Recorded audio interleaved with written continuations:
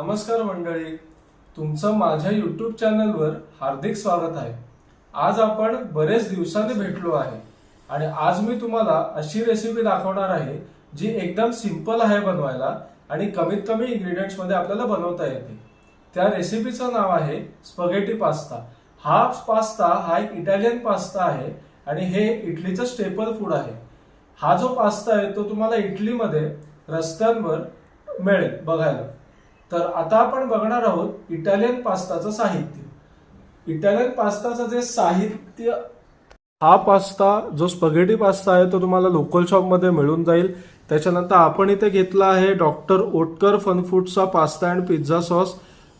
त्याच्यानंतर अमूल चीज आहे, मग लसूण आपण घेतलेला आहे आणि हे 3 प्रकारचे हर्ब्स तुम्हाला दिसत आहेत, ते म्हणजे मिक्स्ड हर्ब्स, चिली फ्लेक्स आणि ओरिगॅनो, आणि आपण ब्लॅक पेपर घेतला आहे आणि तुम्हाला त्याच्यात चवीनुसार मीठ सुद्धा ऍड करायचं आहे। आता आपण पास्ता करायला सुरुवात करणार आहोत।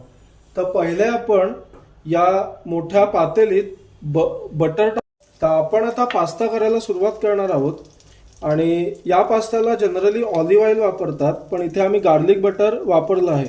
तर पहिले आपण गार्लिक बटर टाकून त्याच्यावर आपण हे आपलं जे लसूण आहे ते चांगलं ब्राऊन होईपर्यंत सॉटे करणार आहोत।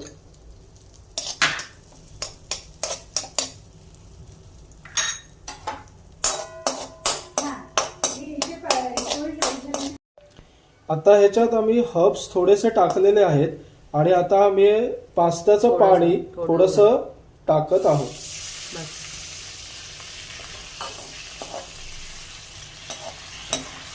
आता पाणी पुरेसं तापलेलं आहे, त्याला उकळी आलेली आहे। आता आपण ह्याच्यात स्पॅगेटी पास्ता टाकणार आहोत।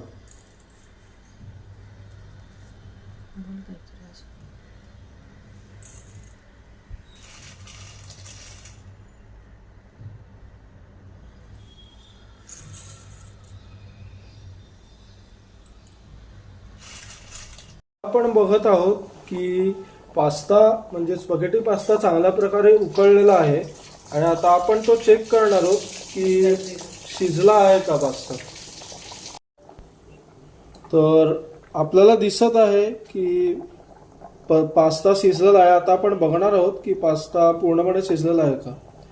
पास्ता पूर्णपणे शिजलेला नाहीये। पास्ता जो आपला ब्राऊन कलरचा होता तो व्हाईट कलर झाला पाहिजे आणि तर आपल्याला दिसत आहे की स्पॅगेटी पास्ता शिजल्यावर कलर बदलतो आणि हा जो एकदम कडक पास्ता असतो तो मऊ होतो।